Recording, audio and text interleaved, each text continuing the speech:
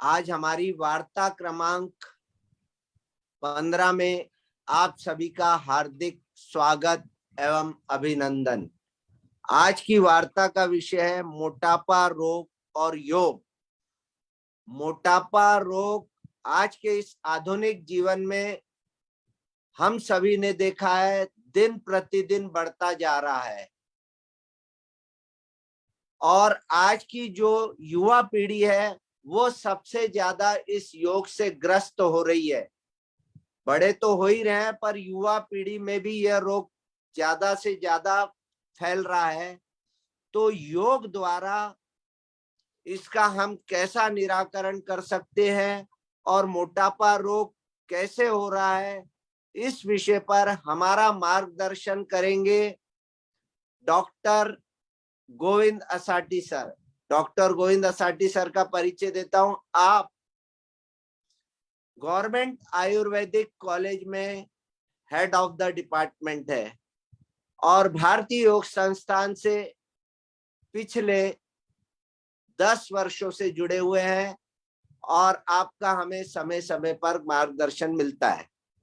सर्वप्रथम हमारी संस्था का जो विधि विधान है उस अनुसार ओम की ध्वनि एक बार, गायत्री मंत्र, दोनों हथेलियां दोनों घुटनों पर ज्ञान मुद्रा में, रीढ़ कमर गर्दन सीधी, आंखें हमारी कोमलता से बंद, एक गहरी लंबी श्वास लेकर ओम की दीर्घ ध्वनि, पश्चात गायत्री मंत्र।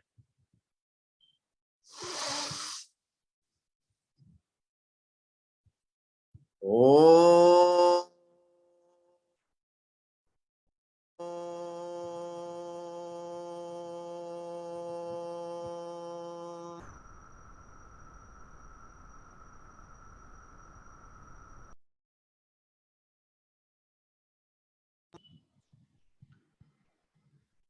ओम भूर्भुवः स्वः तत्सवितुर्वरेण्यं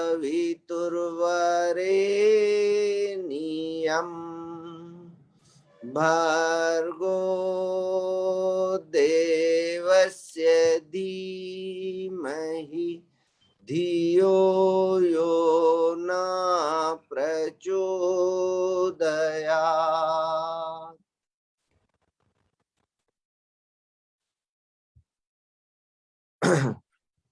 आज हमारे साथ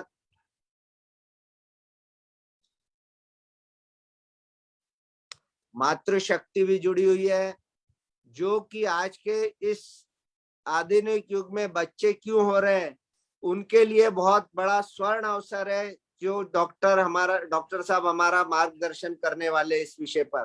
तो मैं डॉक्टर गोविंद असाटी सर से निवेदन करूंगा कि वे शुरुआत कर हमारा मार्गदर्शन करें। डॉक्टर गोविंद असाटी।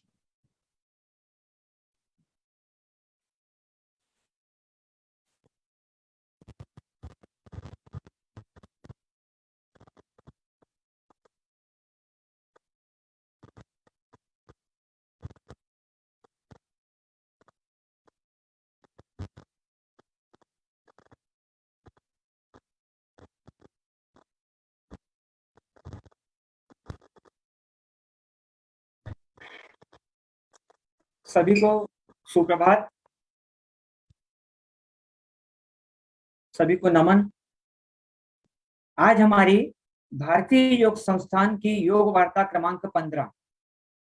आज के वार्ता का जो विषय है, योग द्वारा मोटापा या जिसे हम स्थूल रोग भी कहते हैं, इसका हम निवारण कैसे करें, या स्थूल रोग में, मोटापा रोग के अंदर में योग की क्या भूमिका है, योग के द्वारा हम अपने शरीर को कैसे संगठित कर सकते हैं, इसके बारे में आज मैं अपने विचार रखने जा रहा हूं। आज का जो विषय है, योग द्वारा मोटापा रोग निवारण, हम आज व्यवहार में देखते हैं समाज के अंदर में आज एक मोटापा एक बहुत बड़ी समस्या बन गई है, न केवल प्रौढ़ों में, लेकिन आने वाली जो नई पीढ़ी है, युवा हैं, बच्चे हैं, ये भी आज मोटापे के शिकार हो रहे हैं। और हर कोई व्यक्ति चाहता है कि मेरा शरीर सुडौल रहे, मैं स्वस्थ रहूं, मैं अच्छा दिखूं। इसके लिए बहुत सारे प्रयत्न करते हैं। समाज में इसके लिए बहुत सारे उपाय किए जाते हैं। कोई जिम जाता है, कोई ज़ुम्बा करता है, कोई डांस करता है, कोई कहीं किसी को जॉइन हो जाता है, कोई योगा करता है, कोई वॉकिंग करता है, कोई एरोबिक्स करते हैं। तो अलग-अलग प्रकार के जो माध्यम हैं कि जिसके माध्यम से हमारा वजन नियंत्रित रहे, इस प्रकार इस ओर सभी लोगों का ध्यान रहता है। यहाँ पर मैंने एक डायग्राम जो दिखाया है, इसके माध्यम से मैं बताना चाहता हूँ यहाँ पर कि ओबेसिटी क्या है या मोटापा रोग क्या है, या मोटापा रोग के परिणाम स्वरूप शरीर में क्या-क्या परिवर्तन हो सकते हैं।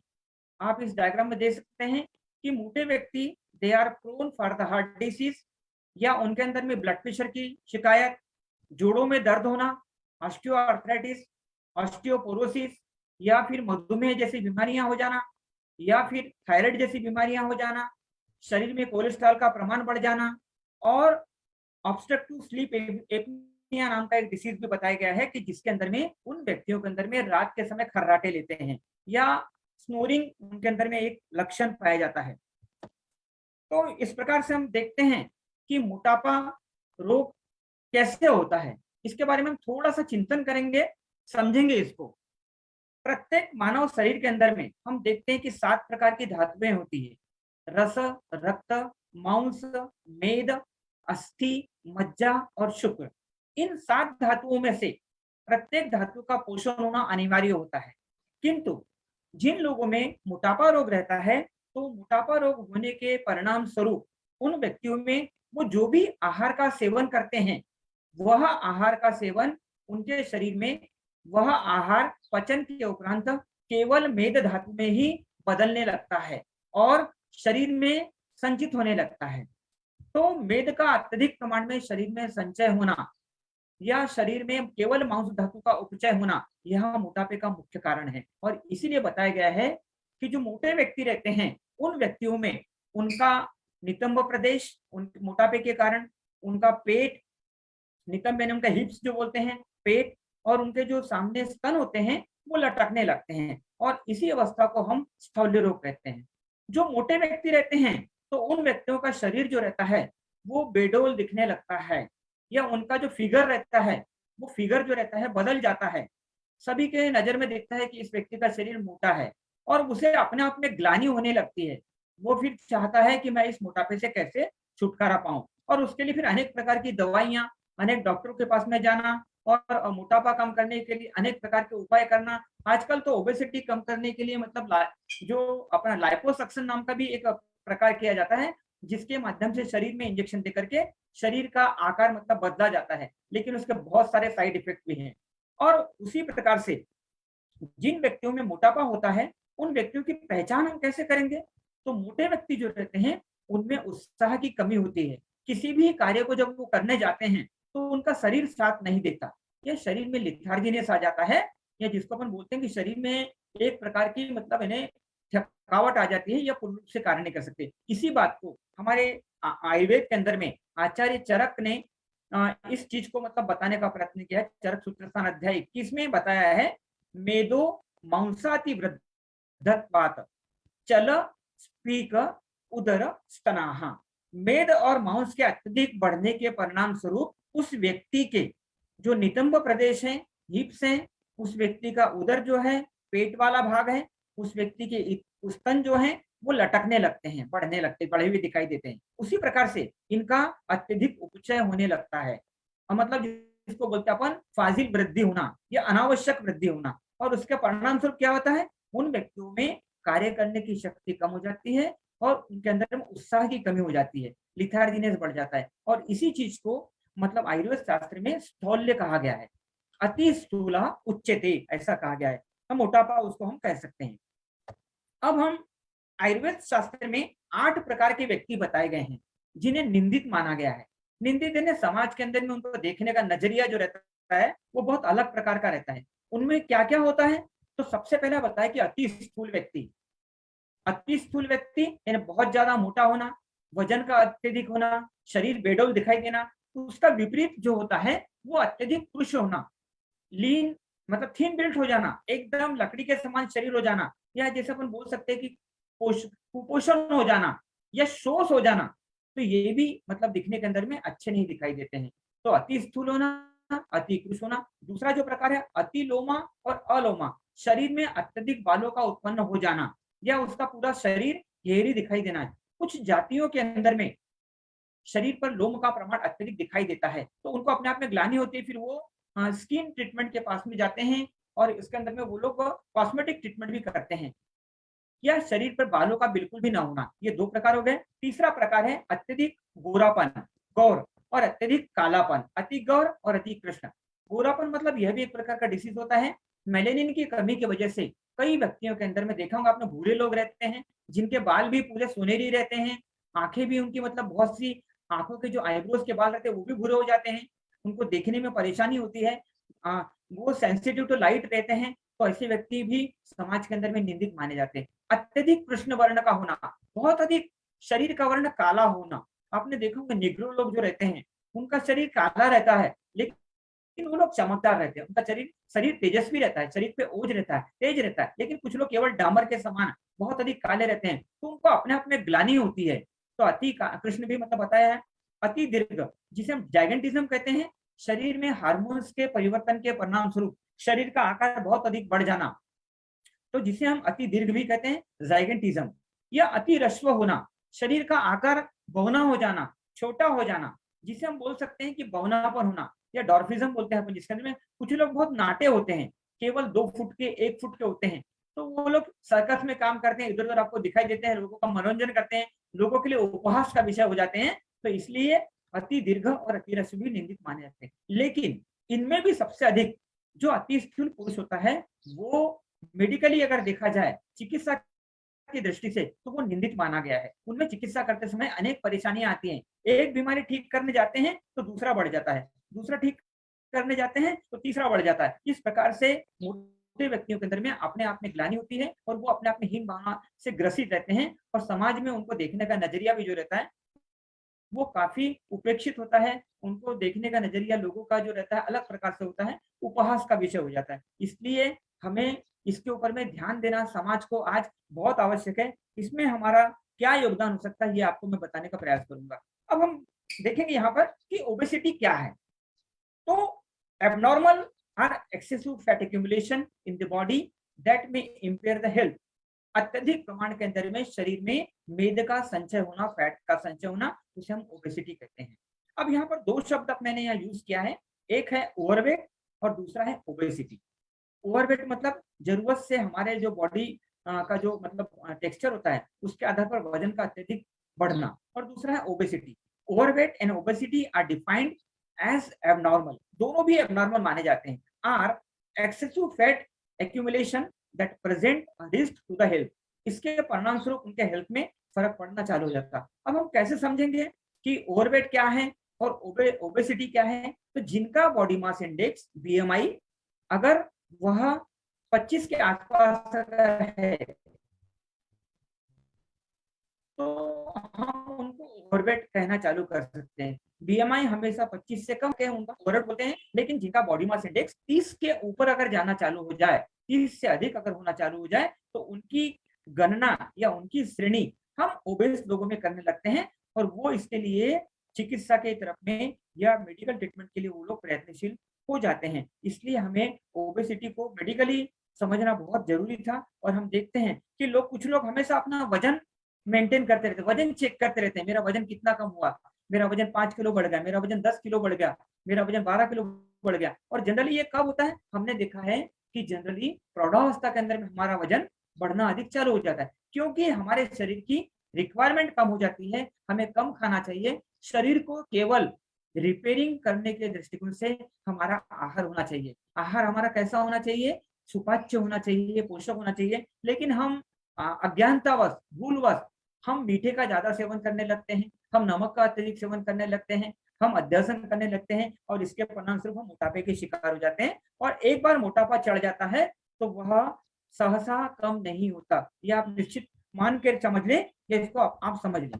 अब हम ओबेसिटी को हम कैसे समझेंगे? यहाँ पर एक डायग्राम में 4 प्रकार की कैटेगरी बताई गई है। पहली जो कैटेगरी है नॉर्मल कैटेगरी, तो हम इसको बोलते हैं कि जिनका बीएमआई 18.5 से 24.9 तक के है, उन्हें हम नॉर्मल की श्रेणी में गणना करते हैं। नॉर्मल माना जाता है 25 तक की बीएमआई, लेकिन जिनका वजन 25 से लेकर के जिनका बीएमआई 25 से लेकर के 29.9 तक है, उन्हें हम ओवरवेट की श्रेणी में गणना करते हैं। और जिनका बीएमआई 30 से लेकर के 30.9 तक के हैं, उनको हम ओबेस में गणना करते हैं या उन्हें ओबेसिटी उनमें आ गई ऐसा मानते हैं। लेकिन जिनका बीएमआई 40 के भी ऊपर अगर चला जाता है, तो ऐसे लोगों को हम मॉर्बिड ओबेसिटी की श्रेणी में उनकी हम गणना करते हैं। इसका एक फार्मूला यहाँ पर मैंने बताया है, बताने का प्रयास किया है कि हम ओबेसिटी को कैसे समझेंगे, बीएमआई कैसे समझेंगे। तो बीएमआई समझने का जो फार्मूला है, उस व्यक्ति का वजन किलोग्राम में, weight in kilogram divided by उस व्यक्ति की ऊंचाई जो है, हाइट इन मीटर, अगर हम इसको कैलकुलेट करते हैं तो उसका बीएमआई निकल जाता है। नॉर्मली हम देखते हैं कि बीएमआई हमारा 25 के अंदर होना चाहिए, लेकिन जो लोग 25 से ऊपर जाने लगे हैं, उनमें या तो ओवरवेट हो रहे हैं या फिर उनके अंदर में ओबेसिटी डिसीज होना चालू हो गया है, ये हम समझ सकते हैं। इसी चीज को मैंने यहाँ पर जो मैंने ग्राफ में वहां दिखाया था, इसी चीज को मैं नॉर्मली समझाने का मैंने प्रयत्न किया है। नॉर्मल बीएमआई अंडरवेट, जिनका 18.5 से कम अगर है तो उन्हें हम अंडरवेट में मानते हैं। जिनका 25 से ऊपर अगर जा रहा है ओवरवेट मानते हैं। जिनका अगर 30 के ऊपर भी चला जाए या 30 के ऊपर 30 तक या 30 से ऊपर अगर चला जाए तो उन्हें हम ओबेसिटी की गणना करते हैं। ये 4 प्रकार की कैटेगरी के व्यक्ति के हम देखते हैं कि उसके आधार पर उनको ओबेसिटी तय करते हैं। अब हम मोटापा रोग को कैसे समझें, कैसे पहचानें? मोटापा आया तो कैसे समझेंगे? तो यदि उस व्यक्ति को सोने में तकलीफ महसूस होना, ढंग से न सो पाना, सोने में खर्राटे भरना, मोटापे की वजह से सोते समय उनमें स्नोरिंग, घूरने की आदत होती है, जिसको हम बोलते हैं खर्राटे लेना, और उसके वजह से हमारे परिवार के अन्य सदस्यों की नींद भी खराब हो जाती है। या अगर वो ट्रेन में सफर करते हुए आपने देखा होगा, किसी मोटे व्यक्ति के साथ में अगर बर्थ आपको मिल जाए, तो आपने देखा होगा कि आपकी नींद पूरी खराब हो जाती है, रात भर वो खर्राटे देते रहता है और अपने आप में उसको स्वयं को मालूम नहीं रहता है। तो ये चीज भी समझना जरूरी है। या फिर दिन में बैठे बैठे कहीं भी बैठे बैठे काम करते करते खाली अगर बैठा है, तो वहीं पर वो मतलब उसको बैठ जाता है और वहीं वो सो जाता है, या उसको मतलब इन्हें गूंगी आ जाती है, ऐसा लगता है कि वो सो रहा है करके, गर्दन कर जाएंगे सोते हुए दिखाई देगा। तो यह भी एक मोटापे के लक्षण की पहचान है। मोटे व्यक्तियों के अंदर में पसीना बहुत अधिक आता है, थोड़ा भी काम करते हैं, थोड़ा भी परिश्रम करते हैं तो उनको पसीने की धार लग जाती है, तो ये एक पहचान है।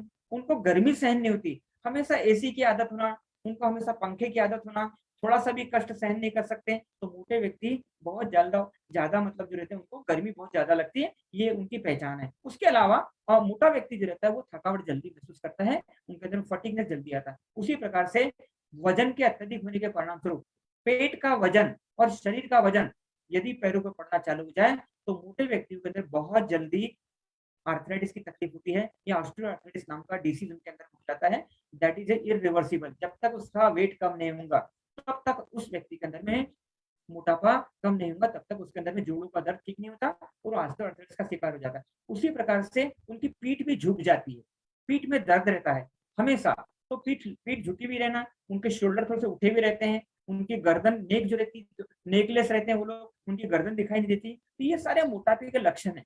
चेहरा भी उनका सूजा हुआ रहता है, आंखें अंदर मतलब घुसी हुई रहती है और पूरा चेहरा पफीनेस ऑन द फेस, ये भी आपको देखने मिलता है। तो ये मोटे व्यक्ति के हम इसके द्वारा समझ सकते हैं। अब मोटे व्यक्तियों के अंदर में उनको बार बार खाने की इच्छा होती है, उसका कारण रहता है कि जो भी खाना खाते हैं वो फैट में कन्वर्ट हो जाता है। फैट में कन्वर्ट होने की वजह से उनको भूख लगती है, उनकी रिक्वायरमेंट बढ़ जाती है, और ऐसे उसके परिणाम स्वरूप उनको बार बार खाने की इच्छा होती है। लेकिन अगर वो जो भी खाते हैं, अगर वो व्यक्ति ज्यादा प्रमाण के अंदर में कार्बोहाइड्रेट्स और फैट्स का अगर सेवन करता है, तो वो पूरा शरीर में जमा होना चालू हो जाता है। पहले लिवर के अंदर में जमा होगा, फैटी लिवर होगा उनको, फिर शरीर के मतलब अलग अलग भाग में पेट पर जमा होगा, जंघों पर जमा होगा, और उनमें यह परिवर्तन दिखना चालू हो जाता है। ऐसे व्यक्तियों की तोंद लटकने लगती है, पेट सामने की तरफ लटका हुआ दिखता है, और हम उनकी जो नेवल रहती है हमेशा अंदर की तरफ में रहती है, इवर्टेड अम्बिलिकल, नाभि अंदर हो जाती है उनकी, और पूरा पेट मतलब बल्की दिखता है, बल्की एब्डोमेन। और उसके अलावा मोटे व्यक्तियों के में हमने देखा है कि उनके अंदर में पसीना अत्यधिक आने के कारण उनके अंदर में शरीर के जितने भी फोल्ड वाले भाग हैं, बगल कांख हो गया, गर्दन वाला भाग हो गया, पैरों के मूड़ वाला भाग हो गया और पीठ वाला भाग हो गया। इन स्थानों में उन व्यक्तियों को फंगल इन्फेक्शन बहुत ज़्यादा प्रमाण में देखने के लिए मिलता है कि उनके अंदर जो फंगल हो जाता है, कारण है पसीने के आने के परिणामस्वरूप वहाँ पर अनहाइजीनिक कारण से फंगल इन्फेक्शन होता है। या अनेक प्रकार की स्किन डिसीज होते हैं। थोड़ा भी काम करने पर थक जाते हैं या उनको सांस फूलने लगती है। जो मोटापे के शिकार रहते हैं, उन व्यक्तियों में डिप्रेशन की भी शिकायत देखी जाती है। वो हमेशा अपने आप में खोए रहते हैं, उनको अपने आप में ग्लानि होती है, उनको अपने आप को ऐसा लगता है कि मैं ही क्यों मोटा हूँ? तो डिप्रेशन की वजह से होते हैं। इसलिए उनको फिर काउंसलिंग की ज़रूरत होती है और काउंसलिंग वो उस चक्कर में क्या करते हैं कि किसी डॉक्टर के पास जाकर वज़न करने के लिए स्टेरॉइड का उपयोग करते हैं, बहुत सारी दवाइयों का उपयोग करते हैं और उसके परिणामस्वरूप शरीर उनका और खराब होने लगता है। तो दवाइयों से मोटापा कम नहीं होता, ये बात आप लिख के रख लें। अगर उसकी लाइफ़स्टाइल बराबर नहीं है, उसकी दिनचर्या बराबर नहीं, तो मोटापा उनको रहेगा। उनमें नेगेटिव थॉट्स भी आना चालू हो जाते हैं। वो लोग हमेशा लोनलीनेस, अकेले रहना पसंद करते हैं। 4 लोगों के बीच में जाने पे उनको मतलब ऐसा लगता है कि लोग मुझे कैसे देखेंगे, मुझे क्या कहेंगे, मुझे देखने का नज़रिया बदल जाएगा। तो ये बातें भी अपने को देखने को मिलती है, इसलिए हमें मोटापे को निजात पाना बहुत ज़रूरी है। अब हम देखते हैं कि मेडिकल देखते हैं कि कॉजेज़ ऑफ ओबेसिटी क्या-क्या हो सकते हैं। अब यहाँ एक डायग्राम जो दिखा रहा है, इसका वेट ओवरवेट है, पेट भी बढ़ा हुआ दिख रहा है आपको। तो ये ओबेसिटी क्यों आती है? तो ओबेसिटी आने के जो कारण बताए गए हैं, उसमें सबसे प्रमुख कारण बताए गए हैं जेनेटिक्स, जेनेटिकली। यदि किसी की फैमिली के अंदर में माता या पिता में मोटापा अगर है, तो उनके आने वाली संतान के अंदर में भी आपको ओबेसिटी मिल सकती है। ज़रूरी नहीं है, लेकिन आ सकती है। सेकंड जनरेशन, थर्ड जनरेशन में ओबेसिटी आएँगी, that is called as the genetically obesity. तो उसके अलावा जो लोगों को ओवर ईटिंग की आदत रहती है, बहुत ज़्यादा खाते हैं, जो लोग होटलिंग करते हैं, बाहर जाते हैं, कभी भी खाते हैं, फास्ट फूड खाते हैं, तो ऐसे व्यक्तियों के अंदर में जिनको बार-बार बाहर खाने की आदत रहती है, उनको अनवांटेडली बाहर खाने की आदत हो जाती है और वो लोग फिर ओवर ईटिंग के परिणामस्वरूप ओबेसिटी के शिकार होते हैं। फ्रीक्वेंसी ऑफ ईटिंग, बार-बार खाना, फिजिकल एक्टिविटीज़ का बहुत कम होना, अनेक प्रकार की दवाइयों का उनका उपयोग करना, उसके भी परिणामस्वरूप ओबेसिटी होती है। उसी प्रकार से डाइट के अंदर में उनकी जो डाइट रहती है, अगर कार्बोहाइड्रेट डाइट के अंदर में ज़्यादा है, स्टार्च ज़्यादा है या फिर उनके आहार के अंदर में स्टार्च युक्त पदार्थ अधिक हैं, जैसे बहुत सारे पदार्थ जिनमें कार्बोहाइड्रेट या जिसमें शुगर का प्रमाण ज़्यादा रहता है, तो वह केवल शरीर में शर्करा के परिणामस्वरूप ओबेसिटी को ही बढ़ाएगा और उनके आसपास में स्ट्रेस का होना, स्ट्रेस के परिणामस्वरूप भी ओबेसिटी आती है। उसके अलावा बहुत सारी हेल्थ कंडीशंस हैं, अगर किसी व्यक्ति को हाइपरटेंशन है, बीपी है, शुगर है, थायराइड है, उसके परिणामस्वरूप भी उनके अंदर में आपको ओबेसिटी देखने को मिलती है या उनकी कोई दवाई अगर चल रही है, तो उसकी वजह से भी ओबेसिटी उनके अंदर में हो सकती है। कई बार सर्जरी के परिणामस्वरूप भी इनएक्टिविटी बढ़ने से भी ओबेसिटी आना चालू हो जाता है। तो हमें इनको समझना बहुत ज़रूरी है कि what is the perfect cause of obesity? Obesity क्यों आई है? उस कारण को दूर जब तक नहीं करेंगे, तब तक ओबेसिटी दूर नहीं होती है। तो ये आप समझ लें एक बार अच्छे से। उसके बाद में medical causes of obesity. Medical obesity जो बताई गई है, तो medical obesity a person has obese whose BMI is 30 or above or ideal weight is more than 20% over their height, age, sex and weight। उनका जो हाइट, एज और sex है, उसके परिणाम से अगर 20% वजन भी उनका अगर बढ़ना ज़्यादा अगर है, ये रेशियो में, बीएमआई के रेशियो में, तो उन्हें हम ओवरवेट या ओबेसिटी की गणना कर सकते हैं। ओबेसिटी होने के कारण क्या-क्या हो सकते हैं? तो मेडिकल कॉजेस के अंदर में किसी को हाइपोथायरायडिज्म होना, थायराइड भी 2 प्रकार के होते हैं।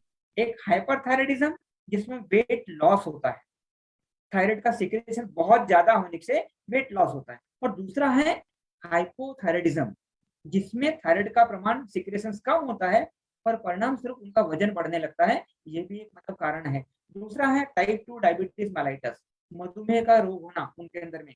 तीसरा प्रकार है इंसुलिन रेजिस्टेंस डायबिटीज, इंसुलिन का सिक्रेशन न होने के परिणाम स्वरूप शरीर में बदल होते हैं और ओबेसिटी आना चालू हो जाता है।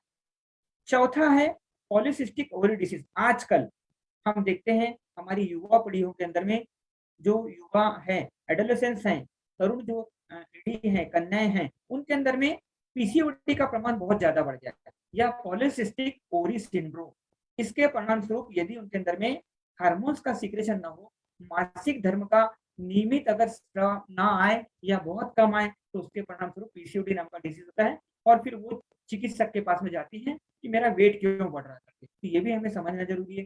कुशिन सिंड्रोम करके एक डिसीज़ होता है, मैंने आपको बताया बहुत ज्यादा वेट बढ़ जाता है इसके अंदर में, कोर्टिसोल लेवल बढ़ता है और इसके परिणाम से उन व्यक्तियों के अंदर में पूरा चेहरा जो रहता है उसका पफी दिखता है, एकदम पूरा गोल चेहरा, मून फेस दिखाई देता है। और नेक्स्ट है ड्रग्स सच एज स्टेरॉइड। कुछ लोग क्या करते हैं कि वेट कम करने के लिए या कुछ बीमारियों की वजह से स्टेरॉइड का सेवन करते हैं, जैसे प्रेडनिसोलोन हो गया, बेटनीसोल हो गया, बिना डॉक्टर की सलाह के लेते रहते हैं। और परिणाम क्या होता है, उसके परिणाम स्वरूप उनके अंदर में स्टेरॉइड का यूज करने के कारण से उनमें ओबेसिटी डेवलप होती है और शरीर उनका स्थूल दिखने लगता है। कुछ व्यक्तियों में बीमारी के परिणाम स्वरूप एंटी डिप्रेसेंट ड्रग चालू रहते हैं, डिप्रेशन की वजह से, एंजाइटी की वजह से, फियर की वजह से, कुछ मानसिक कारण से उनकी दवाइयां चलती रहती है। और ऐसे व्यक्तियों के में मानसिक की जो दवाइयां लेते हैं उसके परिणाम स्वरूप या उसके साइड इफेक्ट के परिणाम स्वरूप उन व्यक्तियों के अंदर में ओबेसिटी ज्यादा होती है या अधिक प्रमाण में। अब हम ओबेसिटी होने के जो व्यवहार में जो हमारे कारण हैं, डाइटरी कॉजेस क्या क्या हो सकते हैं। आवश्यकता से अत्यधिक भोजन करना, जिसे हमारे आयुर्वेद में अध्यसन कहते हैं। अभी खाना खाया था, किसी ने आग्रह किया एक रसगुल्ला ले लो, फिर खा लिया, किसी ने बोला कि थोड़ा सा एक रबड़ी ले लो, फिर खा लिया।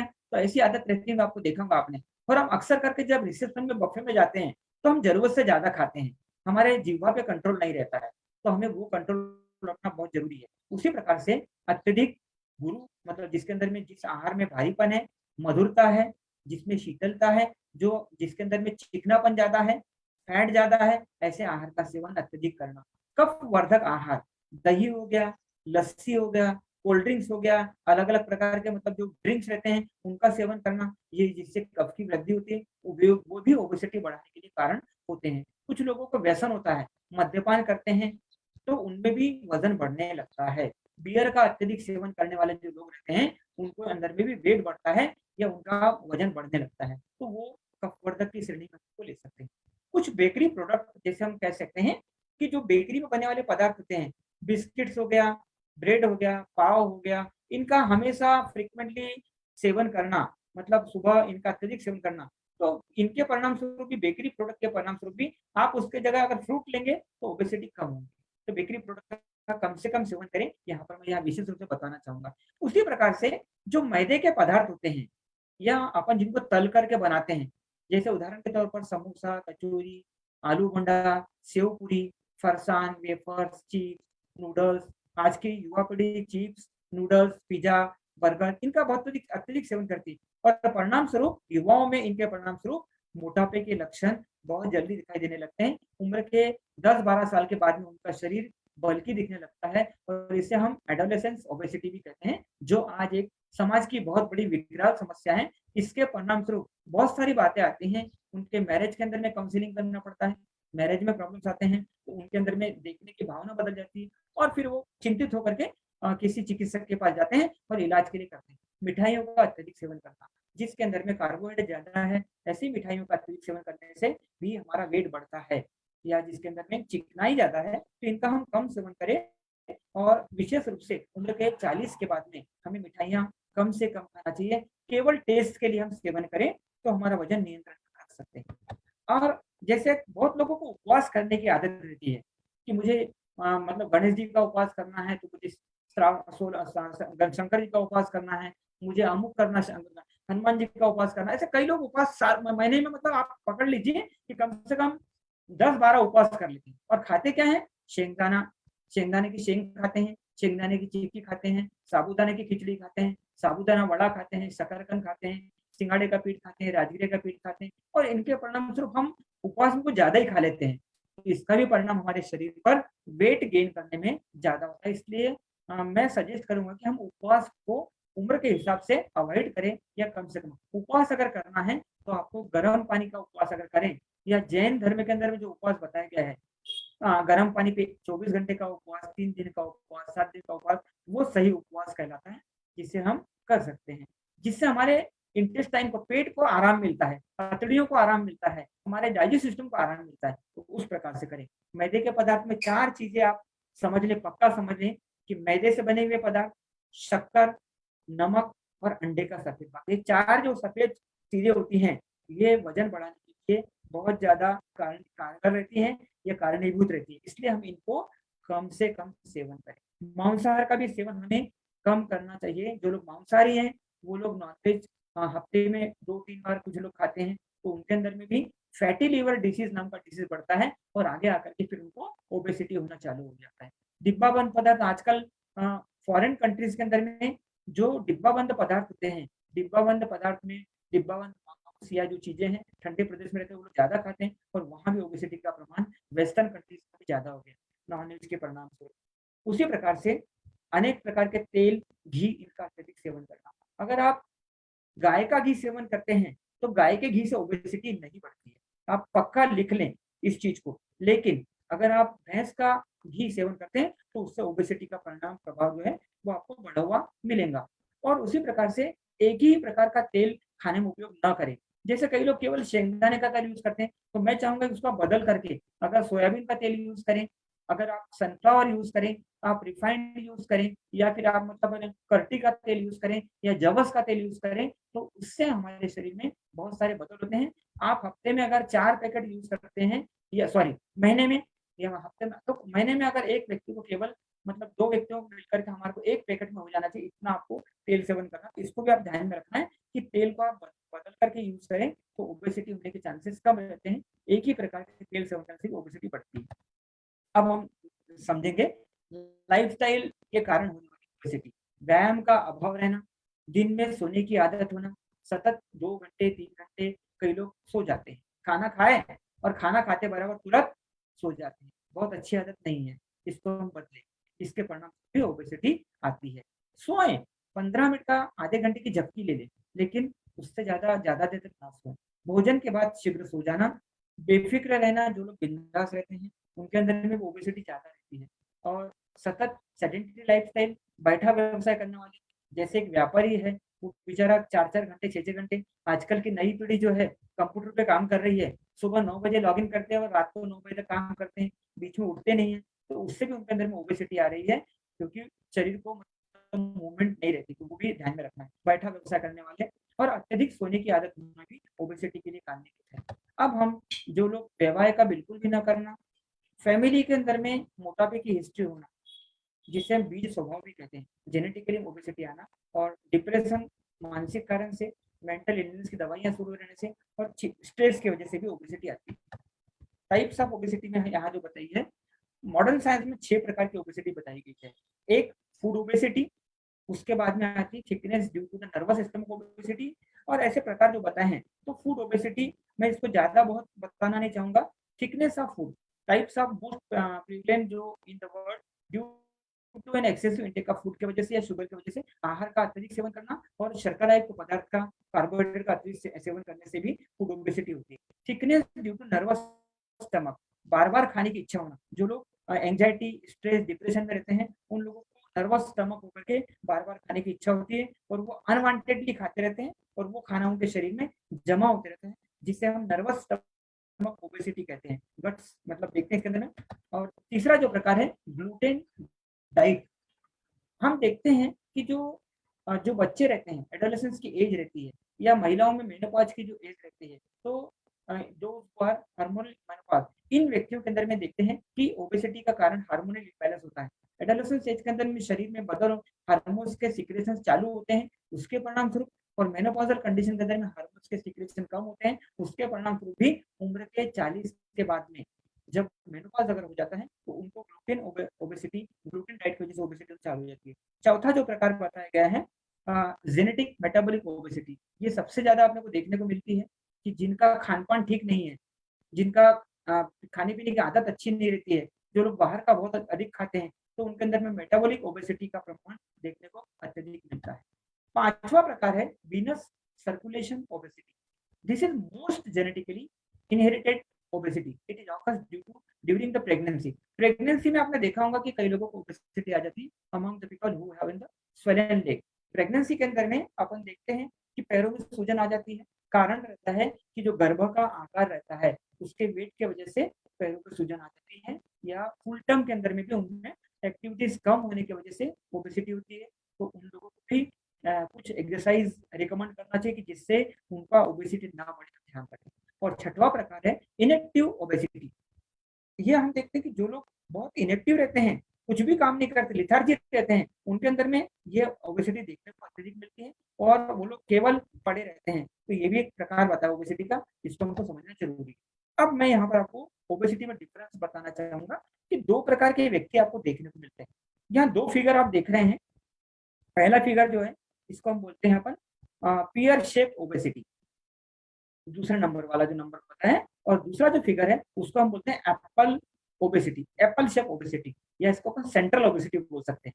तो जो अपन देखते हैं कि जो जो एप्पल ओबेसिटी होती है वो हमारे ट्रंक के ऊपर में होती है, उसके कंधे, शोल्डर, पेट सब पूरा बढ़ा हुआ दिखने देता है। और जो पियर शेप ओबेसिटी होती है वो हमारे लोअर पार्ट में होती है, lower part of the body के अंदर, कमर से नीचे का हिस्सा, उसके हिप्स बहुत ज्यादा बढ़ जाते हैं, थाइज बढ़ जाती हैं, इसलिए हम इसको बोलते हैं कि दो प्रकार बताए हैं।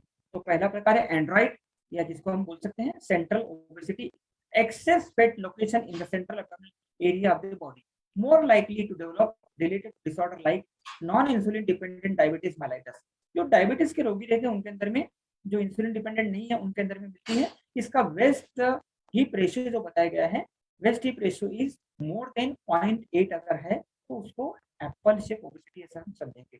दूसरा जो प्रकार बताए हैं पियर शेप, जिसे हम नाशपाती बोलते हैं, उसके समान दिखना शरीर पूरा, तो पियर शेप ओबेसिटी, इसमें पेरिफेरल जो शरीर रहता है वहां पर फैट का डिपोजिशन होना चालू हो जाता है, और fat distributed in the lower extremities around the हिप्स और ग्लूटियल रीजन। ग्लूटियल रीजन में हमारे जो ग्लूटियल रीजन होता है, थाइज रहती हैं या हमारे नितंब रहते हैं, वहां पर ओबेसिटी ज्यादा दिखती है। और इसके कॉम्प्लिकेशन सर फीवर ऐसा बताया गया है। तो दो प्रकार है, Apple shape obesity and peer shape obesity. ये हम देख करके समझ सकते हैं कि इस व्यक्ति में कौन से प्रकार की ओबेसिटी होना चालू हो गया है। ये अपन देखते हैं कई लोग मतलब इतना बड़ा पेट रहता है कि बिना बेल्ट के वो लोग मतलब चल नहीं पाते हैं, तो ये भी एक प्रकार हमको समझना जरूरी है। अब साइड इफेक्ट ऑफ ओबेसिटी मैं बताना चाहूंगा, माइग्रेन, उन लोगों को सर दर्द की शिकायत रहती है, आधा सर, डिस्लिपिडेमिया, उनका लिपिड लेवल बहुत एबनॉर्मल रहता है, कोलेस्ट्रॉल, ट्राइग्लिसराइड्स, एचडीएल, और उनका सब पूरा मतलब डिस्टर्ब हो जाता है लिपिड लेवल। बाद में non alcoholic fatty liver disease, ऐसे व्यक्तियों के अंदर में जो लोग खान पान पर नियंत्रण नहीं रखते हैं उनको कालांतर में fatty liver grade 1, grade 2, grade 3 ऐसा बढ़ करके लीवर के अंदर में उनको फैट डिपॉजिट होकर के फैटी लिवर डिसीज होता है। जो लोग अल्कोहलिक रहते हैं उनके अंदर फैटी लिवर मिलता है। Type 2 diabetes mellitus, Venus stasis disease, veins का जो अपन जिसको अपन वेरिकोज वेन्स के विकार हो जाना, पैरों की नसें उभर जाना, या फिर मतलब डीवीटी जैसे विकार होते हैं। डिप्रेशन के शिकार रहते हैं, उनके अंदर में स्लीप एपनिया, रात को नींद के अंदर में सोने की आदत आ जाती है, उनके अंदर में सांस लेने में तकलीफ होती है, दे बिकम्स द एस्थमेटिक आल्सो, या फिर उनके अंदर में हार्ट डिसीज होने की संभावना बहुत ज्यादा होती है और वे हाइपरटेंशन के शिकार भी हो जाते हैं। अब हम general diet habits to control the obesity, तो हमें क्या क्या करना चाहिए। तो हमारे डेली की कैलोरी है, हमारे शरीर के काम के अनुरूप हमको कैलोरी डिसाइड करना चाहिए। एक सामान्य व्यक्ति के अंदर में हम तकरीबन 1200 से 1500 कैलोरी हमको सफिशिएंट हो जाती है, 1000 से 1200 कैलोरी। लेकिन एक जो लेबर वर्क करता है तो उसके लिए 1800 से 2000 कैलोरी की आवश्यकता होती है। तो हमें तय करना है कि हमें उम्र के हिसाब से कितना खाना खाना चाहिए, वो हमें अपने शरीर के क्षमता अनुसार समझने की हमें आवश्यकता है कि कम खाएं और ज्यादा जिए, और जो लोग ज्यादा खाते हैं वो लोग कम जीते हैं। इसलिए कम खाना आज के तारीख में बहुत जरूरी है उम्र के हिसाब से। मेकिंग द हेल्थियर चॉइस, हमारा खाना कैसा होना चाहिए कि जिसके अंदर में न्यूट्रिएंट्स वैल्यू ज्यादा है ऐसा आहार होना चाहिए, और जिसके अंदर में कैलोरी बहुत ज्यादा है उसको हम अवॉइड करें। लेकिन जैसे हम लोग फ्रूट्स हैं, सब्जियां हैं, इनका अतिरिक्त सेवन करेंगे तो ज्यादा उपयोग है। Restriction certain foods such as carbohydrates or full fat food, जो फुल फैट वाली चीजें होती है, रबड़ी हो गई, मलाई हो गई, उसके अलावा तुम्हारा प्रकार के मतलब मिठाइयाँ हो गई, ये हम इनको अवॉइड करना चाहिए। और अत्यधिक प्रमाण में फल खाएं, सब्जियों को अत्यधिक खाएं, और होल ग्रेन जो रहते हैं उनका अत्यधिक सेवन करें। Meal replacement such as replacement low calorie shakes रहते हैं, मील बार्स रहते हैं, इनको हम सेवन कर सकते हैं। और जो सब्जियां रहती है, सैलड रहते हैं, इनका अगर हम अत्यधिक सेवन करते हैं तो इससे मुरमुरे हैं, फुटाने हैं, इनका अत्यधिक सेवन करते हैं तो इससे हमारा पेट भी भरा रहता है और हमें हमारी कैलोरी भी उसमें कम जाती है। तो ये हमको ध्यान रखना है ओबेसिटी को कंट्रोल करने के लिए। अब मोटापा कम करने के लिए हमारे मतलब यानी इसमें योग के अंदर में जो उपाय बताए गए हैं, मैं यहाँ उनका केवल उल्लेख करना चाहूंगा कि मोटापा कम करने के लिए हमें सूक्ष्म क्रियाएं करना क्यों आवश्यक है। अब यहाँ पर जो क्रियाएं बताई गई, ग्रीवाचालन क्रिया, स्कंद संचालन क्रिया, कटी चालन क्रिया, घुटना चालन क्रिया, बैठे हुए पैरों के सूक्ष्म आयाम, बैठे हुए तितली के आसन करना, इन सबका जो प्रभाव होता है अलग अलग प्रकार से, अलग अलग स्थान पर, अलग अलग मांसपेशियों पर और अलग अलग फैट को कम करने में इनका प्रभाव होता है। सूक्ष्म क्रियाएं करना क्यों आवश्यक है, ये आप पहले समझ लीजिए। आसन करने के पहले अगर हम डायरेक्ट आसन करते हैं या डायरेक्ट प्राणायाम के लिए बैठते हैं तो योग्य नहीं है। आपने देखा होगा कि मैंने इसके पहले भी बताया था कि आसन में जाने के पहले आपको स्ट्रेचिंग, ट्विस्टिंग और बेंडिंग, ये 3 क्रियाएं करना बहुत जरूरी है। तो हम लोग अगर सूक्ष्म क्रियाएं करते हैं, इनमें क्या करते हैं, ग्रीवाचालन में जैसे बताया कि अगर हम गर्दन की सूक्ष्म क्रियाएं जब करते हैं तो हम लोग flexion, extension, lateral bending, right left bending, ये जो करते हैं तो यहाँ से इससे क्या होता है कि वहाँ की मांसपेशियों पर प्रभाव पड़ता है, खिंचाव आता है और वहाँ का जो मतलब शुगर लेवल रहती है वो बर्न होती है, कैलोरी वहाँ की, और वहाँ का मोटापा फिर कम होता है। इसी प्रकार से स्कंद संचालन, कटी संचालन, जब हम कमर संचालन करते हैं तो क्या होता है कि जब श्वासों के साथ में क्रियाएं करते हैं, तो श्वासों के साथ में जब क्रियाएं करते हैं, twist toward the right side, कमर से दाहिनी ओर झुकना, दाहिनी ओर मतलब टर्न होना है। तो हमारे जब लेफ्ट साइड के जो मसल्स रहती हैं या वहाँ का जो फैट रहता है वो एक्टिव होता है और उसके अंदर में मतलब वो एक्टिव होकर के वो शिथिल होना चालू होता है, और अगर हम इसे नियमित करते हैं तो उसका परिणाम होकर के मोटापा कम होता है। उसी प्रकार से घुटना चालन क्रिया जो बताए हैं कि घुटनों का व्यायाम करना भी जरूरी है, इससे हमारे जंघाएं, कूल्हे नितंब की मांसपेशियां प्रभाव करके वहाँ का मोटापा कम होता है। तो ये मैंने कुछ बताया है। तितली आसन जब करते हैं उससे हमारे हिप्स कम होते हैं और इसलिए जंघाएं प्रभाव में आती, इसलिए हमको सूक्ष्म क्रियाएं मोटापे में करना बहुत जरूरी है। अब मोटापा रोग को कम करने के लिए उपयोग में लाए जाने वाले आसन यहाँ बताए गए हैं। कुछ आसन खड़े रह करके करना है, जैसे अर्धचंद्रासन, त्रिकोणासन भाग 1, त्रिकोणासन भाग 2, उष्ट्रासन, अर्ध उष्ट्रासन, अर्ध चक्रासन। यहाँ पर मैंने आपको उल्लेख मतलब करके बताया है कि ये आसन मोटापा कम करने के लिए बहुत ज्यादा सटीक हैं या उपयोगी हैं।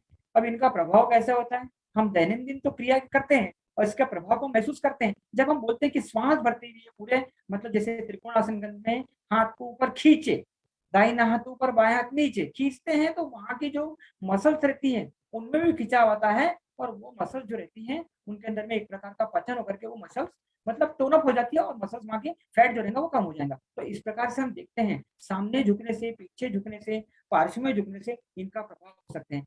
बैठे हुए आसन के अंदर में शशांकासन, शशकासन भाग 1 और शशकासन भाग 2 दोनों भी काफी प्रभावी है। इससे हमारा जब हम श्वास भरते भुजाओं को खींचते हैं तो इसका परिणाम दोनों कंधों पर, छाती पर और हमारे कमर पर, इसका हिप पर प्रभाव पड़ता है। और जब हम सामने की तरफ झुकते हैं तो उसका प्रभाव हमारे पेट पर पड़ता है। तो पेट की जो अतिरिक्त चर्बी रहती है, लीवर, पेनक्रियास भी दबता है और पेट की अतरियां भी प्रभाव में आती है और पेट का जो मोटापा रहता है वो इस आसन से कम होता है। कमर चक्रासन जब हम करते हैं, गति का आसन है, तो गति का आसन हम जब हम करते हैं कमर चक्रासन, तो इससे भी हमारे कमर का जो मतलब फैट रहता है, इसका जो फैट रहता है वो क्रियाशील होकर के वहां की चर्बी कम होती है। कोणासन, अर्धमच्छिंद्रासन, वक्रासन और मंडूकासन, ये कुछ आसन जो बताए गए हैं, वज्रासन, सुप्त वज्रासन, मंडूकासन भाग 1 भाग 2, ये सारे आसन बैठे आसन जो रहते हैं मोटापा रोग को कम करने के उपयोगी है।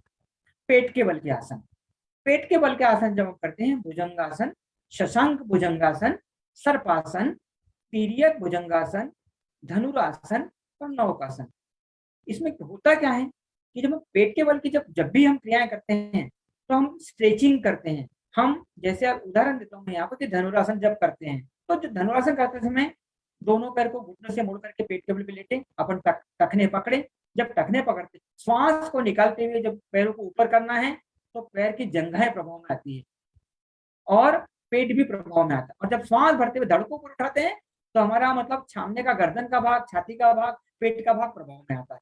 इसके परिणाम स्वरूप हमारा पेट की जो मांसपेशियां है वो प्रभाव में आकर के उस भाग का मोटापा कमता है। तो पेट को कम करने के लिए नौकासन, धनुरासन, सर्पासन काफी उपयोगी आसन है कि जहाँ वहां की फैट हम कम कर सकते हैं और अगर सतत अभ्यास करेंगे तो निश्चित रूप से इसका प्रभाव हमारे शरीर पर होता है। अब पीठ के बल वाले आसन, जिन लोगों को पीठ में, रीढ़ में दर्द है वो लोग मतलब समझ करके करें। ताड़ासन लेटी हुई, ये सबसे प्रभावशाली आसन है। हमारे आसन में हम लोग डेली करते हैं, लेकिन मैं एक बात बताना चाहूंगा, ताड़ासन करने का सही तरीका अगर आप तरीके से करते हैं जैसे अपन बोलते हैं एड़ी पंजे मिलाए, पंजे ताने। जब आप ताने बोलते हैं तो आपका पूरा ध्यान पैर के पंजों पे जाना चाहिए, पूरे पैर के 10 उंगलियों पे जाना चाहिए, पैर की प्रभाव को महसूस करना है। एड़ियां, पिंडलियां, टखने, जंघाएं प्रभाव में आती है। जब हम श्वास भरते हुए हाथों को पीछे लेकर के जाते हैं तो हमारा पेट, छाती, कंधे और हाथों की मतलब जो दंड है वो प्रभाव में आते हैं, खींचते हैं जब। तो अगर हम आसन की पूर्ण स्थिति में जब रुके रहते हैं तो निश्चित रूप से ताड़ासन से वजन कम होता है, ताड़ासन से लंबाई बढ़ती है बच्चों के अंदर। लेकिन उपयोगी आसन है वेट लॉस करने के लिए ताड़ासन, पवन मुक्तासन। अपान क्रिया अगर ठीक हो जाती है, पेट अगर ठीक होता है तो उससे भी हमारा पवन मुक्तासन से वजन हमारा कम। पादोत्तानासन से हमारा शरीर नाभि संतुलित होकर के भी वजन कम होता है। हस्त पादोत्तानासन से भी हमारा मतलब जो पेट वाला भाग रहता है वहां का मोटापा कम होता है, संतुलित कर सकते हैं। हलासन से हमारे टोड़ी का प्रभाव होकर के गले की मांसपेशियों का मोटापा कम होता है। मत्स्यासन से भी हमारे पेट के ऊपर प्रभाव पड़ करके, और सेतु बंधासन जो बताए हैं और रीढ़ संबंधी वक्रासन जितने भी बताए गए हैं, ये सारे पीठ के बल के जो आसन बताए गए हैं, ये आसन अगर हम श्वासों की क्रियाओं के साथ में अगर करते हैं तो निश्चित रूप से उस भाग की मांसपेशियां प्रभाव में आकर के वहां का जो डिपॉजिट फैट रहता है वो धीरे धीरे मतलब कम होना चालू हो जाता है, या वहां का मेटाबॉलिज्म होता है जिसको हम बोलते हैं सेल मेटाबॉलिज्म।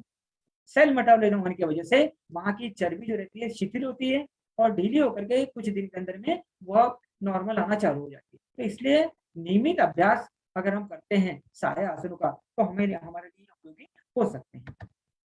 अब हम मोटापा में उपयोगी कुछ प्राणायाम में यहाँ पर बताना चाहता हूँ कि हम लोग प्राणायाम जब करते हैं तो सबसे पहले सांसों की क्रियाओं को हम नियंत्रित करें, ऐसा बोलते हैं। तो जब हम सांसों की क्रियाओं पर केंद्रित करते हैं तो उससे हमारा शरीर जो रहता है एकाग्र चित्त होता है, एकाग्रता बढ़ती है और हमारा ध्यान पूरी क्रियाओं पर हम केंद्रित करते हैं। अब जैसे अग्निसार क्रिया को ले लीजिए। आप जब अग्निसार के लिए दोनों हथेलियां घुटनों पर रखते हैं, घुटने लॉक करें, कमर गर्दन सीधी करें और हम फिर मतलब श्वास को पूरा मतलब बाहर निकालें, श्वास को गहरा भरें और श्वास को जब पूरा छोड़ करके नाभि मूल रीढ़ में लगाने को जब कहते हैं तो आप महसूस करें कि आपका सही में आपका पेट आप अंदर ले जा रहे हैं और उससे उसकी पेरिस्टालसिस बढ़ती है। आपकी जब आगे पीछे करते हैं आप अग्निसार के अंदर में तो पेट की पेरिस्टालसिस बढ़ती है, पेट की मांसपेशियों की गति बढ़ती है, हथेलियों की गति बढ़ती है, छोटी आंत प्रभाव में आती है, बड़ी आंत प्रभाव में आती है और जिससे हमारा पाचन सुदृढ़ होकर के पेट का मोटापा अग्निसार से कम होता है। सेम कपालभाति से भी मतलब यही क्रिया होती है। कपालभाति की जब हम स्ट्रोक कर लेते हैं तो उसके परिणामस्वरूप हमारे जो पेट की मांसपेशी वो डायफ्राम को मतलब स्ट्रोक देती है।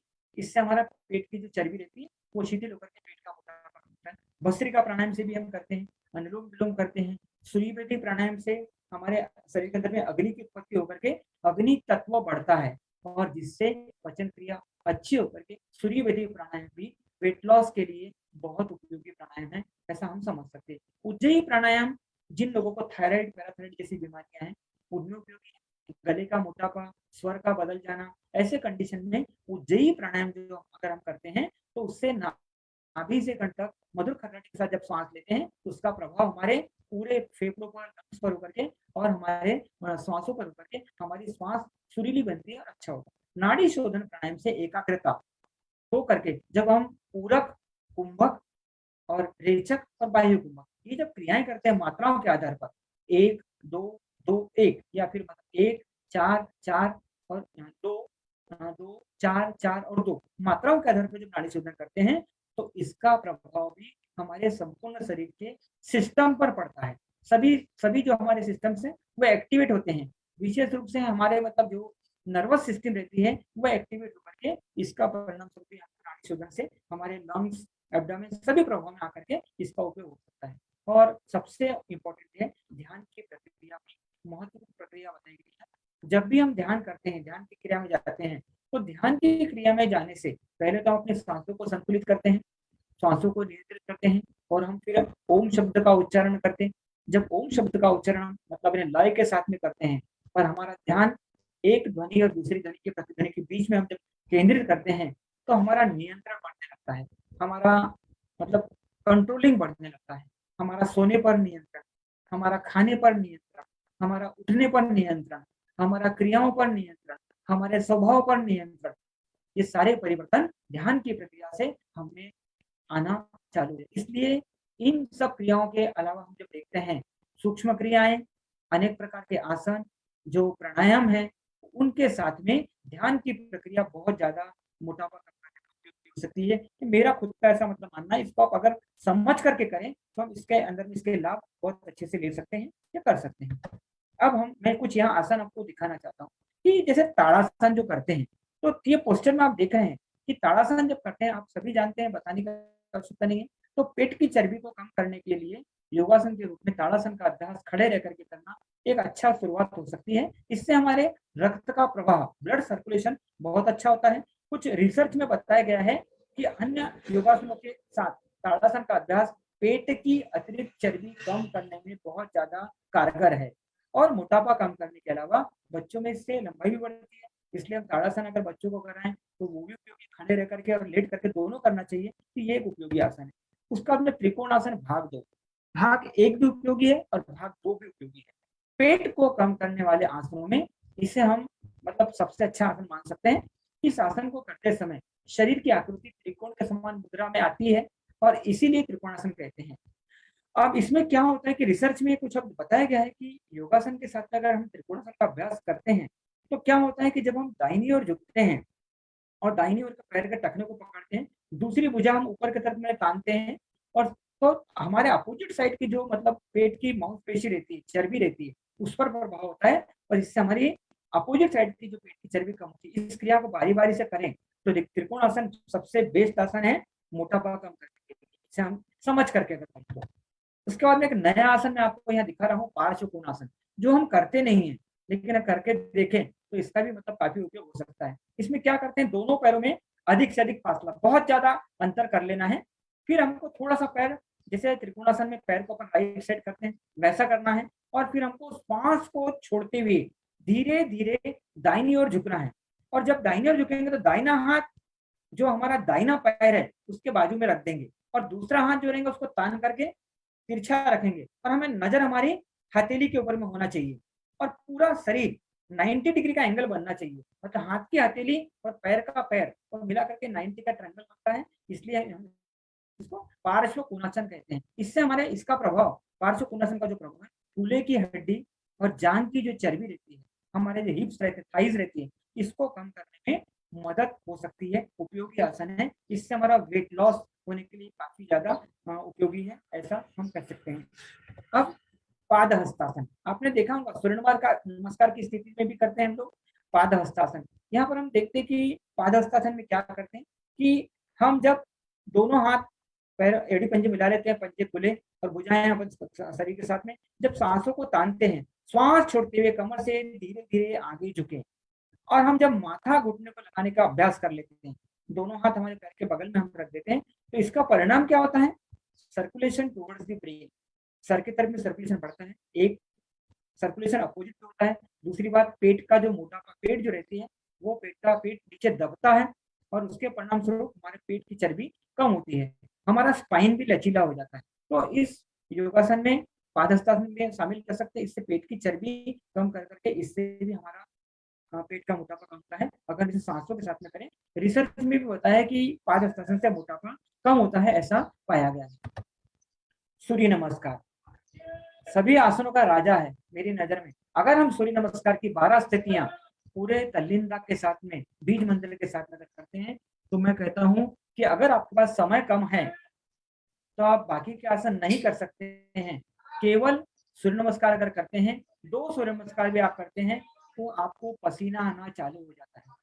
पसीना आना ही वेद का गलने की शुरुआत है, ये आप समझ ले। सूर्य नमस्कार की जो 12 स्थितियां बताई गई है, सभी स्थितियां सूर्य नमस्कार की वेट कम करने के लिए या पेट की चर्बी कम करने के लिए, शरीर के जंघों की चर्बी कम करने के लिए, हिप्स की चर्बी कम करने के लिए, गर्दन की चर्बी कम करने के लिए, सारी स्थितियां अगर हम सक्षमता के साथ में पूरे इसके साथ में अगर करें तो निश्चित रूप से सूर्य नमस्कार जो रहता है वेट लॉस के लिए सबसे अच्छा माना जाता है, सबसे अच्छा उपाय है, ये अपन निश्चित रूप से कह सकते हैं। जैसा अपन इसमें एक उदाहरण लेते हैं कि जब हम ऊर्ध्व नमस्कार से करते हैं तो उसके अंदर में जब दोनों भुजाओं को श्वासों के साथ में जब पीछे खींचते हैं तो हमारे छाती के ऊपर प्रभाव पड़ता है, कंधों पर प्रभाव पड़ता है और वहां का मोटापा हमारा कम होता है। जब हम सामने झुकते हैं क्रमांक 3 की स्थिति में, तो उसका परिणाम घुटने सीधे रहते हैं, हमारी मतलब छाती से पेट को हम दबाते हैं, पेट भी दबता है, मतलब पेट दब करके जंघाओं को लगाने का प्रयास करते हैं, वो भी प्रभावशाली है। जब दाहिने टांग को हम अश्वसंचालन करते हैं, तब पेट के दाईं ओर का और बाईं ओर का अवयव दबते हैं, उससे भी पेट का हमारा मोटापा होता है। स्लैंटिंग पोजीशन भी बहुत सारा परिणाम होता है।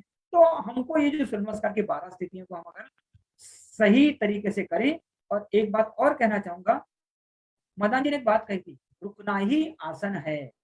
अगर आप आसन की स्थिति में रुकते हैं तो ही उसका परिणाम आपको मिलता है।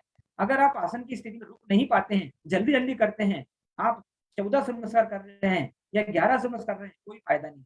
आपको आसन में रुके, हर स्थिति में रुके, तो उसका परिणाम आपको वजन कम करने के लिए बहुत जल्दी होता है। और आप देख लीजिए 2 सूर्य नमस्कार में इंसान को अच्छा खासा पसीना आ जाता है। तो हम लोग समझ करके करें तो ये हमारे लिए उपयोगी हो सकता है। अभी अर्धचक्रासन यहाँ मैंने आपको बताने का प्रयास किया है। पेट कम करने वाले के आसनों की श्रेणी में खड़े रह करके किया जाने वाला आसन है। यह आसन करते हुए शरीर की मुद्रा अर्धचक्र के समान होती है, इसलिए हम इसे अर्धचक्रासन कहते हैं। एक रिसर्च में बताया है कि इसे करने से पेट पर दबाव बनता है और पेट की चर्बी धीरे धीरे कम होती है। जब हम बैक बेंडिंग करते हैं तो इससे पीठ का दर्द भी कम होता है, स्पाइन की भी मतलब तकलीफ इसमें हमारी कम होती है। और पेट के जो हमारा पेड़ू का भाग रहता है, जिसे हम कोठा कहते हैं, हमारा ब्लैडर रीजन, वो भी प्रभाव में आता है।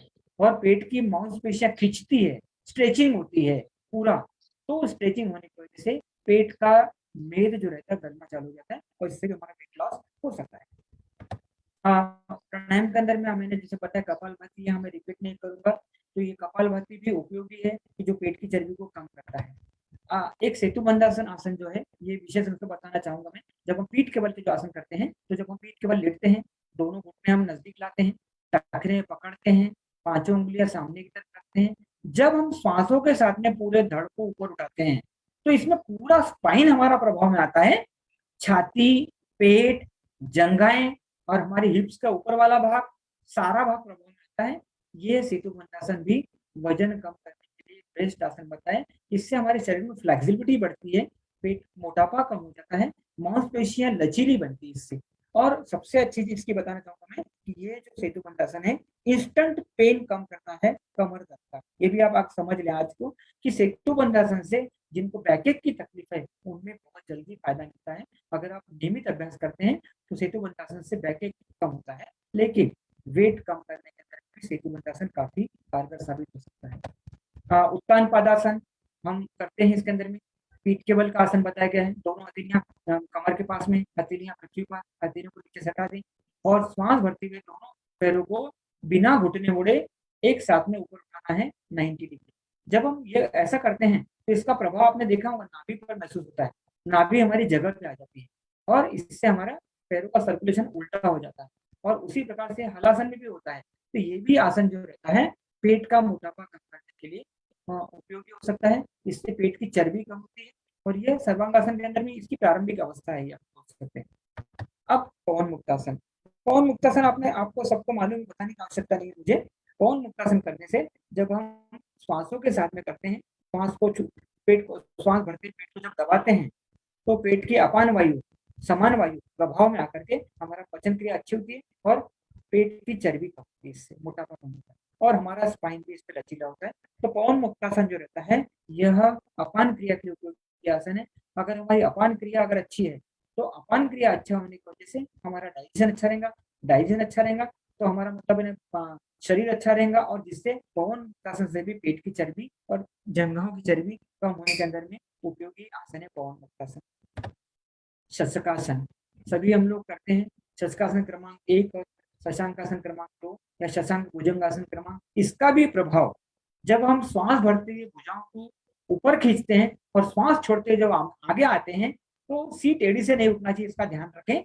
और पेट हमारा दबता है, हमारी छाती जंघाओं को लगना चाहिए और माथा पृथ्वी पर। तो ये करने से हमारी हिप्स, थाइज और पेट का जो फेट रहता है वो कम होता है। उसी प्रकार से यह जो रहता है, इससे कंधे, गर्दन और हाथ पैर की जो मतलब मसल्स रहती है वो प्रभाव में आकर इनका दर्द भी कम होता है और हमारी रीढ़ भी लचीली होती है। तो हिप्स को, थाइस को कम करने के लिए शशांक भुजंगासन या शशकासन जो है वो काफी प्रभावी है।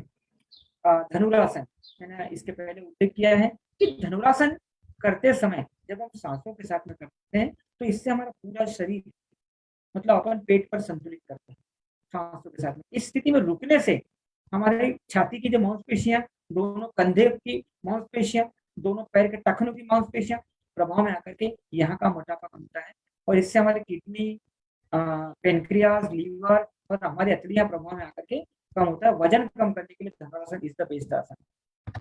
हलासन, आसनों का भी इसे हम राजा बोल सकते हैं।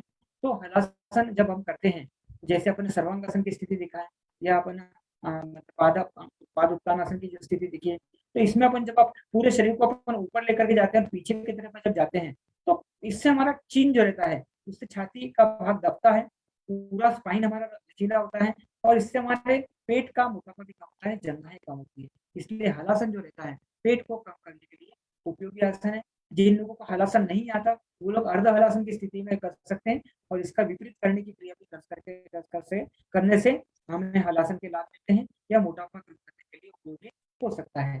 तो ये फल के समान मुद्रा होती है, इसलिए हम इसे हलासन कहते हैं। अब और सबसे अंत में सारे आसन करने के बाद में अगर हमने शवासन नहीं किया तो हमारा शरीर रिलैक्स नहीं था। इसलिए यहाँ पर मैं बताना चाहूंगा कि हमें पूरे शरीर को रिलैक्स करने के लिए शवासन की स्थिति लेना जरूरी है। सभी आसनों के अंत में हम शवासन में सुबह संदेश भी देते हैं, हमारा पूरा शरीर ढीला छोड़ देते हैं, पूरा शरीर का सर्कुलेशन कम हो जाता है, मांसपेशियां एकदम रिलैक्स हो जाती है, मांसपेशियां ऊर्जा से उत्पन्न हो जाती है, शरीर में ऊर्जा का संचय होने लगता है और शवासन के बाद में हमारा शरीर बहुत ऊर्जावान होता है। इसके फायदे जो हैं, ये पेट को कम करने में भी शवासन उपयोगी माना गया है। एक रिसर्च में बताया गया है कि जो शवासन करते हैं उनमें पेट का मोटापा करने में सहायक हो सकता है। इसमें शवासन का भी उल्लेख किया गया। कितना कारगर है इसे हम जब तक करेंगे नहीं तब तक हम समझेंगे। शवासन से रिलैक्सेशन थेरेपी है, या हम योग निद्रा भी जो करते हैं, तो योग निद्रा भी अगर हम पॉजिटिव सजेशन देते हैं योग निद्रा में कि भाई मेरा शरीर का वजन कम हो रहा है, मेरे खान पान पर नियंत्रण मैं कर रहा हूँ, मेरी दिनचर्या पे नियंत्रण मैं कर रहा हूँ, मेरे सोने पर नियंत्रण मैं कर रहा हूँ, तो योग निद्रा में जो भी आप सजेशन देते हैं पॉजिटिव सजेशन, तो उसके परिणाम स्वरूप वो उस व्यक्ति के अंदर आपको उसके परिणाम दिखना चालू हो जाते हैं, हमारे भावों में परिवर्तन होना चालू हो जाता है। तो ये शवासन और योग निद्रा यह भी मोटापा कम करने के लिए उपयोगी आसन हो सकता है या है, ऐसा बोलना नहीं है। योग करने के अलावा अपनी जीवन शैली को एक्टिव रखना बहुत जरूरी है। खराब दिनचर्या मोटापे के साथ अन्य बीमारियों को उत्पन्न कर सकती है। हमारे मतलब कुछ मैं उपाय बताना चाहूंगा कि हमारे डाइट में हम लोगों को क्या क्या सेवन करना चाहिए। तो यहाँ में तो मैंने कुछ बताने का उपाय, मैं कुछ उपाय बताता हूँ मोटापा कम करने के, इनको आप समझ सकते हैं या इनको आप अप्लाई करिए, प्रैक्टिकली अप्लाई करिए। सुबह जब आप सोकर के उठते हैं तो सुबह सोकर उठने के बाद में यदि आप 2 से 3 ग्लास गर्म पानी या गुनगुना पानी, कुछ लोगों को गर्म पानी पीना नहीं होता है तो वो लोग लुकवार्म वाटर पी सकते हैं। 2 glass, 3 glass, 4 glass weight loss करने के लिए बहुत अच्छा उपाय बताया है। केवल गर्म पानी से वेट कम होता है। दूसरा उपाय बताया है, गर्म पानी में एक नींबू निचोड़ करके, आधा सा एक नींबू निचोड़ करके यदि हम 3 से 4 ग्लास पानी पीते हैं तो उससे हमारी शौच क्रिया अच्छी होती है, सारे सिस्टम्स फ्लश हो जाते हैं और वेट लॉस के लिए उपयोगी हो सकता है। उसके अलावा गर्म पानी के अंदर में यदि हम 2 चम्मच एप्पल साइडर विनेगर डाल करके लेते हैं तो इससे हमारे शरीर के अंदर में एसिडिटी कम होती है और अल्कलाइन मतलब बेस बनता है, जिससे भी हमारा मोटापा कम होता है, पचन क्रिया अच्छी होती है। तो Apple cider vinegar weight loss के लिए भी उपयोगी हो सकता है। मैं कुछ रोटी मतलब हम लोग जो आटा बनाते हैं तो आटे के अंदर में हम कैसा आटा सेवन करना चाहिए, बहुत से रिसर्च में बताया गया कि जो लोग गेहूं का रोटी का सेवन करते हैं उससे गेहूं से एक पहली एब्डामिन करके बुक आया था, उससे वेट बढ़ता है गेहूं की रोटी खाने से। तो अपन क्या कर सकते हैं, तो उसका सब्स्टिट्यूट क्या हो सकता है, तो मैं बताता हूँ कि अगर मिक्स रोटी का अगर आप आटा सेवन करते हैं तो जिसके अंदर में ज्वार, बाजरा, नोट कर सकते हैं, ज्वार, बाजरा, चना, रागी, गेहूं, मक्का और जौ, इनका हम सम प्रमाण में मिला करके अगर आटा पीस करके मिक्स आटा अगर बनाते हैं तो ये आटा वेट लॉस करने के लिए काफी उपयोगी पाया गया है रिसर्च में। कुछ लोग बोलते हैं कि इसका प्रमाण मतलब एक अनइक्वल प्रोपोर्शन बताया कुछ लोगों ने, जैसे बाजरा बताया उसमें उन्होंने मतलब बाजरा, ज्वारी 3 भाग, बाजरा 2 भाग, चना 2 भाग, रागी 1 भाग, और गेहूं एक भाग, मक्का एक भाग और जौ एक भाग। लेकिन मैं चाहूंगा कि अगर आप समान प्रमाण में भी लेते हैं तो भी आपको वेट लॉस के लिए मिक्स रोटी का आटा बहुत अच्छा उपयोगी हो सकता है। उसके अलावा हमें कुछ उपाय मैं बताना चाहता हूँ कि फलों का सेवन कब करना चाहिए। तो फलों का सेवन अक्सर करके हमें फल हमेशा सुबह के समय खाना चाहिए। सुबह अगर हम लोग एक सेब या पपीता, सेब भी छिलके से, पपीता, अनार, संतरा, जो भी मतलब हम फल मिलते हैं सीजनल, पेरू, आम, जाम हो गया, नाशपाती हो गया, जामुन हो गया, ये जितने भी फल है इनका फल का सेवन हम सुबह ब्रेकफास्ट में अगर करते हैं तो काफी उपयोगी हो सकता है।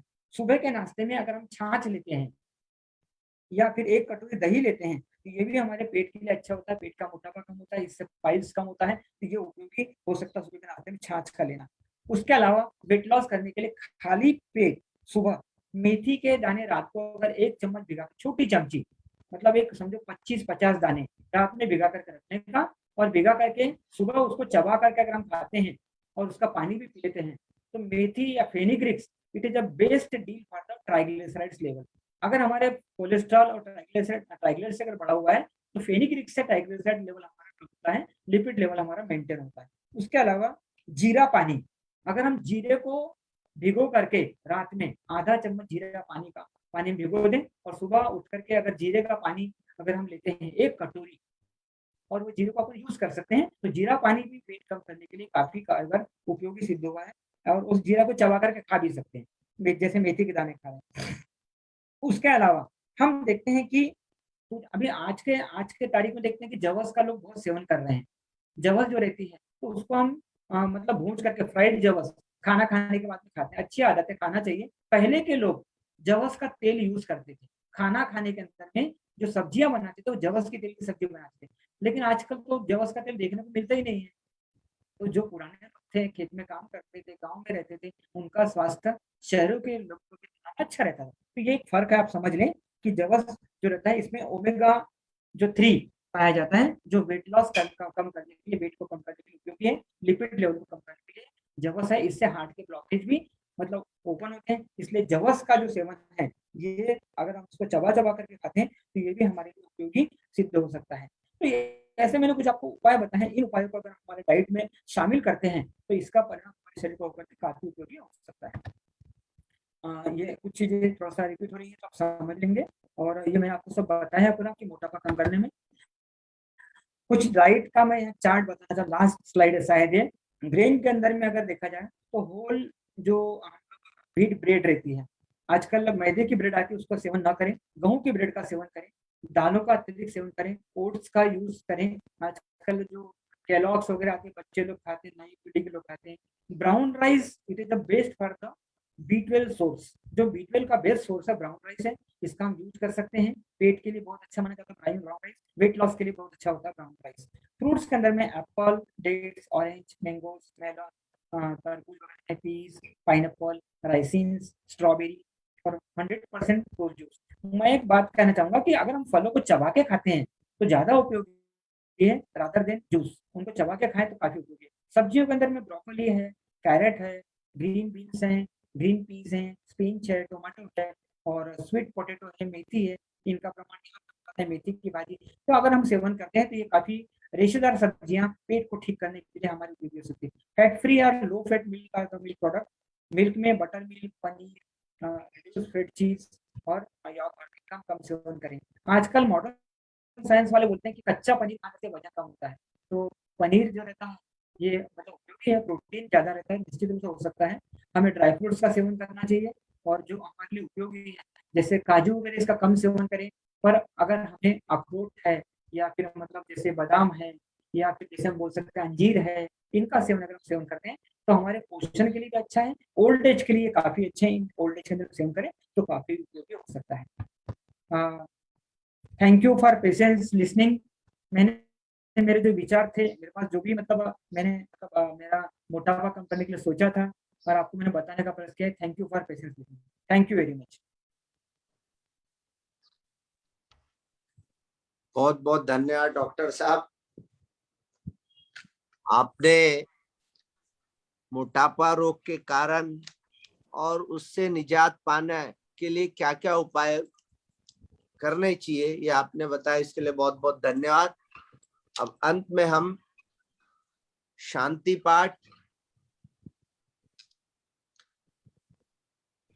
दोनों हथेलियां दोनों घुटनों पर ज्ञान मुद्रा में, रीढ़ कमर गर्दन सीधी, आंखें कोमलता से बंद।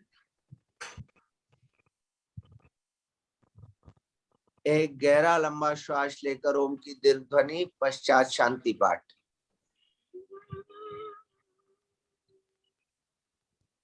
ओम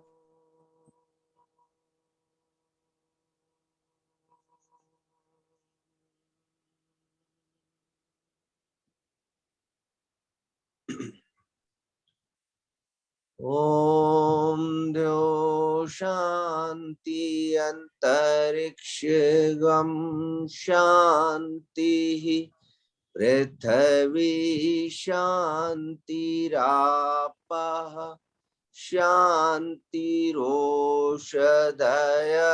शांतिः वनस्पतय शांतिर्विश्वे देवा शांति ब्रह्मा शांतिः सर्वगम शांतिः शांतिरेवा शांतिः सामा शांतिरिद्धि। ओम शांति शांति शांति।